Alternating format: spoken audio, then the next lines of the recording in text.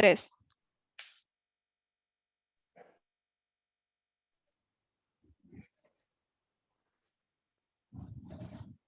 Bienvenidos a Educativa de esta formación de salud vial. El día de hoy nos acompaña la socorrista Yulixia Nieto, quien además es estudiante de medicina y nos va a compartir información acerca de los signos vitales. Bienvenida Yulixia, gracias por acompañarnos con nosotros. Ok, buenas tardes, encantada de estar aquí con ustedes para, digamos, transmitir esta información a más personas que no pertenecen al gremio de la salud y que es de vital importancia. El tema que vamos a tratar hoy va a ser el de los signos vitales. Cuando hablamos de los signos vitales, estamos hablando de aquellos parámetros fisiológicos que nos van a indicar cómo está funcionando el organismo. Bien, ellos me van a dar una cifra o unos datos que me van a decir el estado del paciente, el estado de salud, o cómo irá evolucionando, ya sea positiva o negativamente.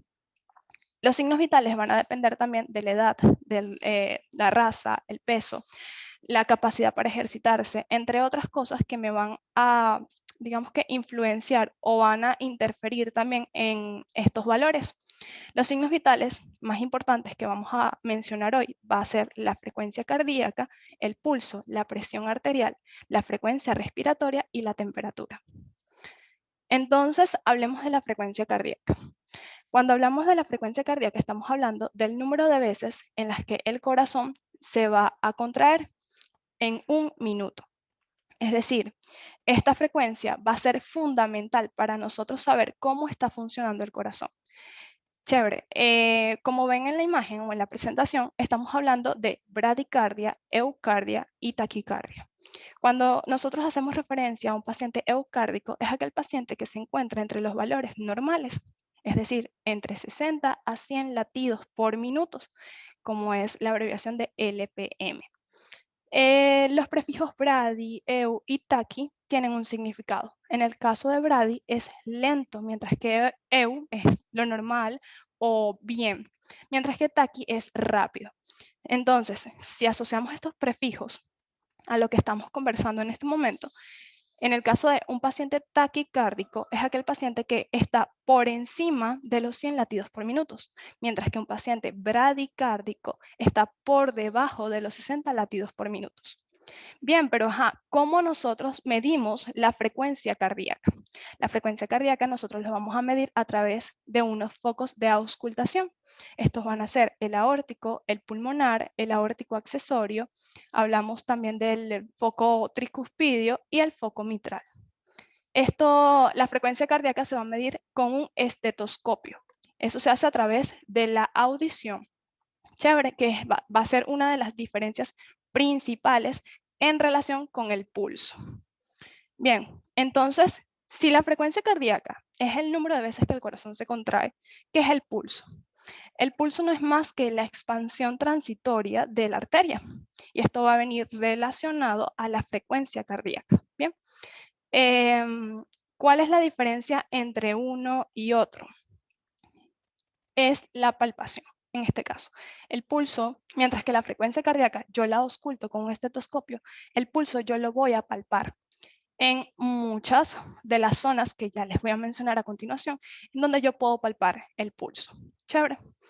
Este pulso va a dar, o viene dado en relación a la circulación de sangre en todo el organismo, en todo el cuerpo.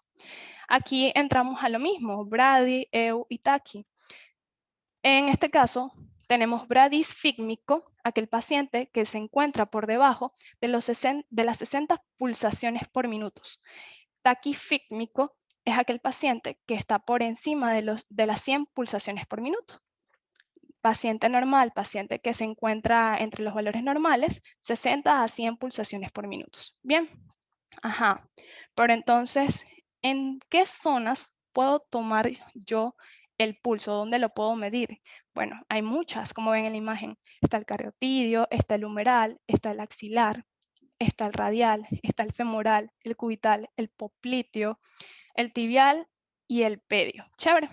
Pero hay dos pulsos que son de vital importancia. O más que vital importancia, son los más usados. tanto en el área prehospitalaria como en el área intrahospitalaria. Estamos hablando del pulso radial. ¿Cómo tomo yo el pulso radial? Bien, yo lo voy a tomar en el canal radial, el espacio entre el tendón del palmar mayor y el radio. Chévere. ¿Cómo lo voy a hacer? Bueno, se aplica una presión o una leve presión, tanto con el dedo medio y el dedo anular. ¿Por qué digo leve y no una presión fuerte? Porque yo puedo obstruir lo que es este flujo sanguíneo. Con un minutero de un reloj, yo voy a esperar 60 minutos y voy a hacer o voy a tomar esa cantidad de pulsaciones que yo palpe. Bien, se registra la frecuencia del pulso.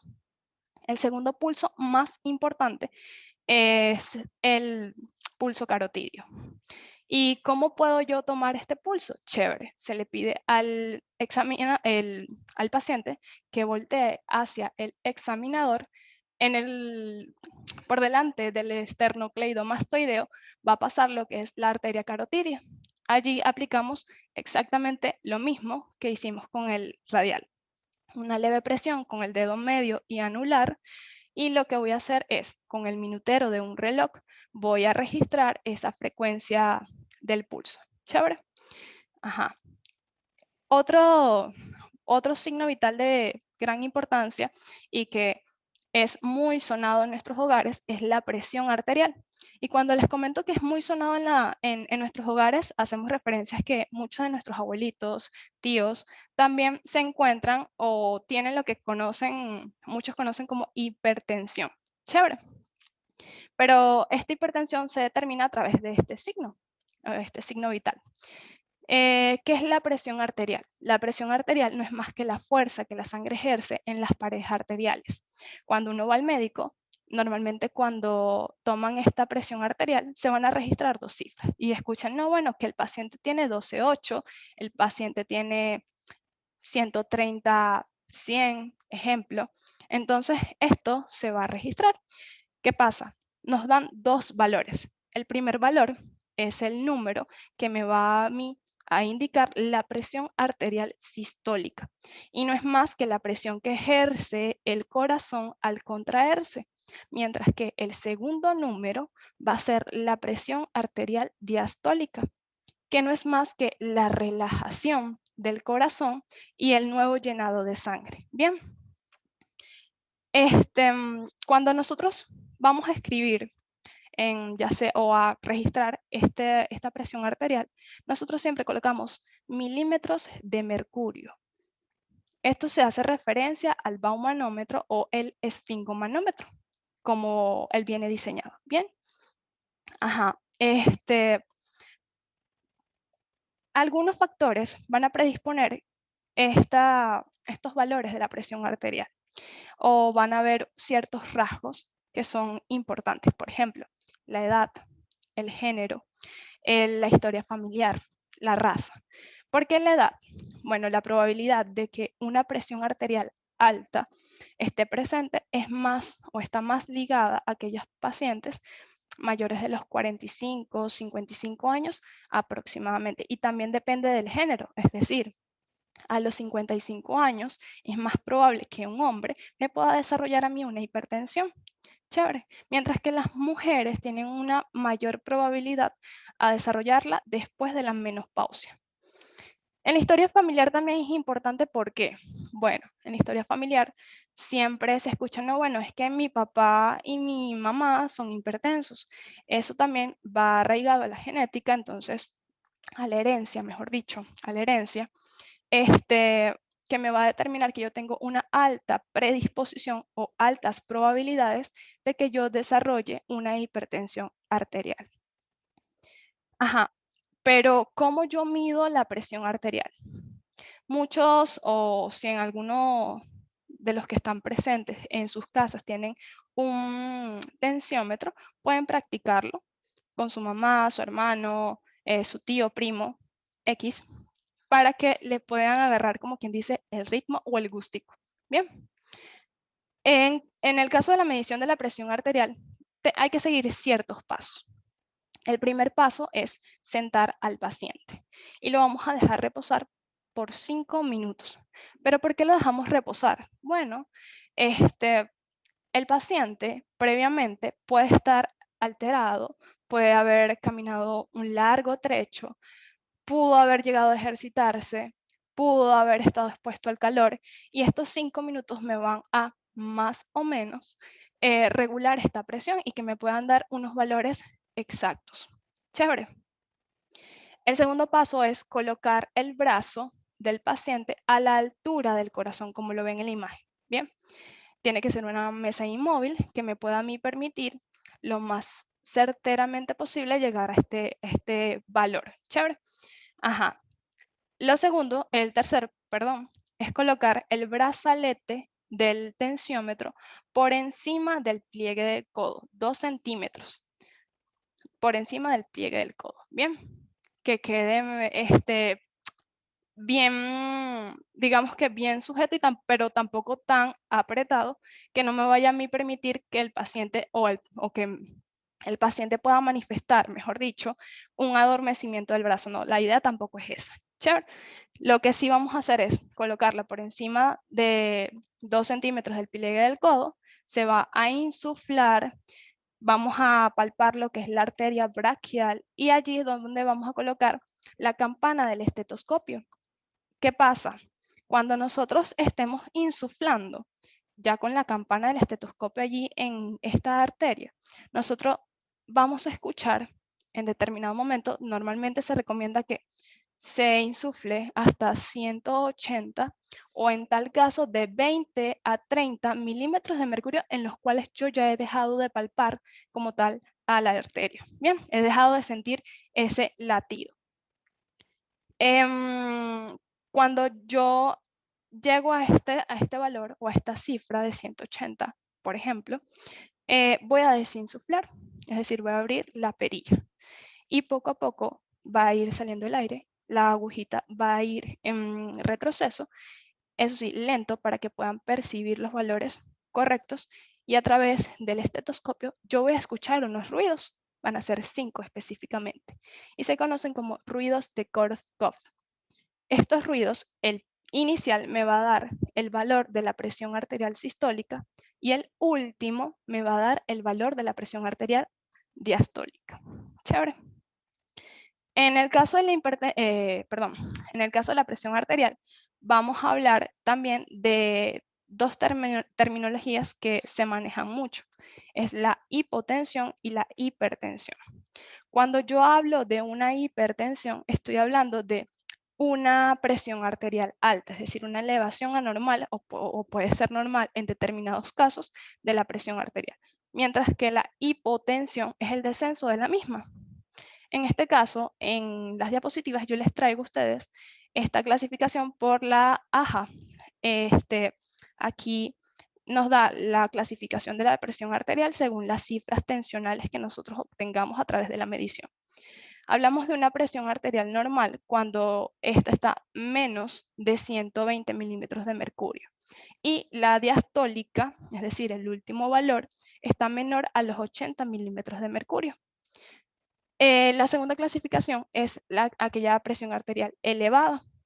Es aquella que tiene una cifra sistólica, es decir, el primer ruido de Korsakoff que yo escucho, por encima de 120 o 129 milímetros de mercurio y menor a 80 milímetros de mercurio. También hay dos estadios de hipertensión, o sea, está el nivel 1 y el nivel 2. Hipertensión nivel 1, estamos hablando de cifras tensionales en cuanto a la presión arterial sistólica por 130 a 139 milímetros de mercurio, mientras que la diastólica va a estar de 80 a 89 milímetros de mercurio. En el caso de la hipertensión estadio 2 o nivel 2, son 140 o más alta, y en la diastólica va a ser 90 o más alta. Bien, hay otro eslabón, por llamarle de alguna manera, que también se menciona en esta clasificación. Y son las crisis hipertensivas, que es normalmente una de las causas más frecuentes o lo que uno se consigue más frecuentemente en una emergencia. Las crisis hipertensivas son aquellas cifras tensionales que están mayor a 180 milímetros de mercurio y la diastólica mayor a 110, de hecho, milímetros de mercurio. Aquí me dice 120.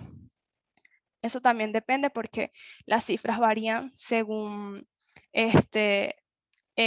donde se publiquen. Por ejemplo, aquí estamos hablando de la Sociedad Americana del Corazón. Tenemos también la Sociedad Europea de Cardiología. Ellos tienen una clasificación completamente diferente. Otro signo vital que también pasa a veces desapercibido es la frecuencia respiratoria. La frecuencia respiratoria no es más que el proceso respiratorio por minuto. ¿Y cómo yo puedo determinar o cómo yo puedo medir esta frecuencia respiratoria? Normalmente se hace simulando que voy yo a tomar el pulso o a medir el pulso para que el paciente no cambie su patrón respiratorio y me pueda dar lo más acertado, lo más certero posible este valor. Aquí también entramos en lo que es el bradipneico, hablamos de un paciente eupneico y un paciente taquipneico.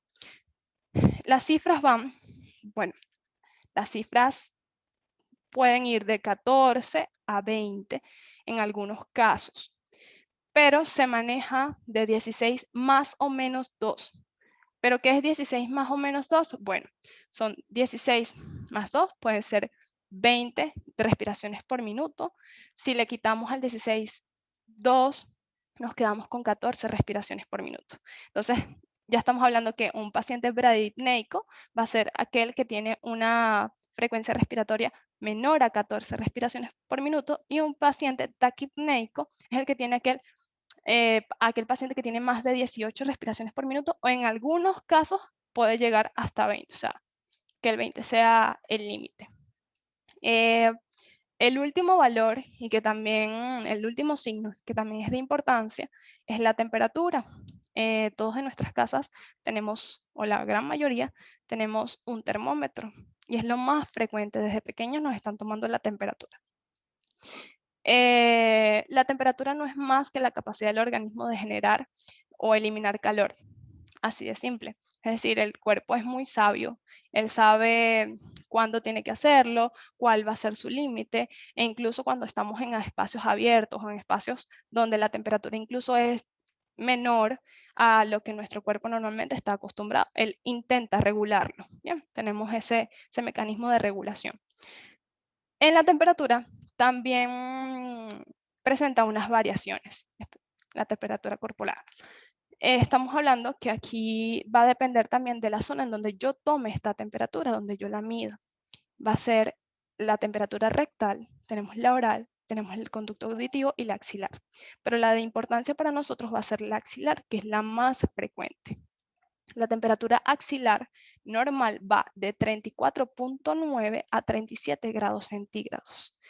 Que también se van a manejar ciertas terminologías. Estamos hablando de hipotermia, febrícula, fiebre e hiperpirexia. Cuando hablamos de hipotermia es aquel paciente que presenta una temperatura menor a los 36 grados centígrados, mientras que febrícula va de 37.5 a 38, que es normalmente lo que, o bueno, coloquialmente se conoce como un paciente con quebranto, ¿bien?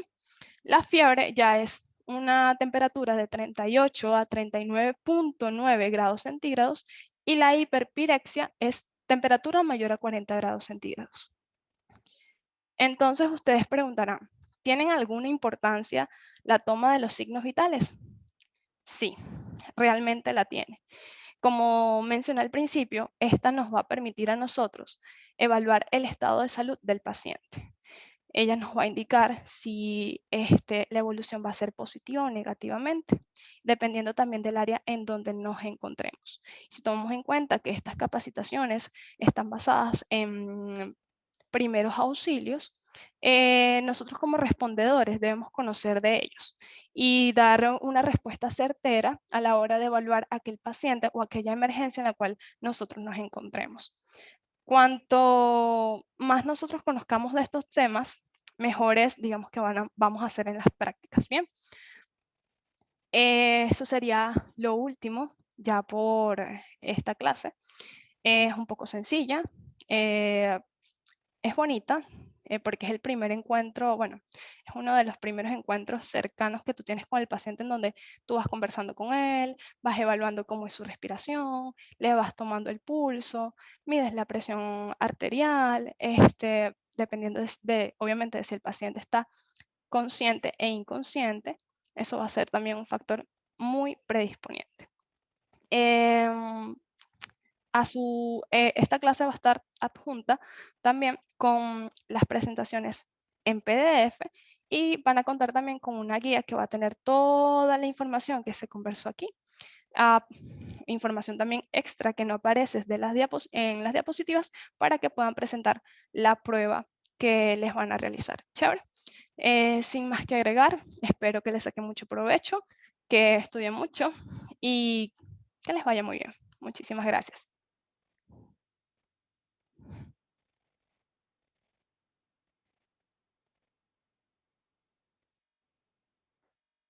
Okay.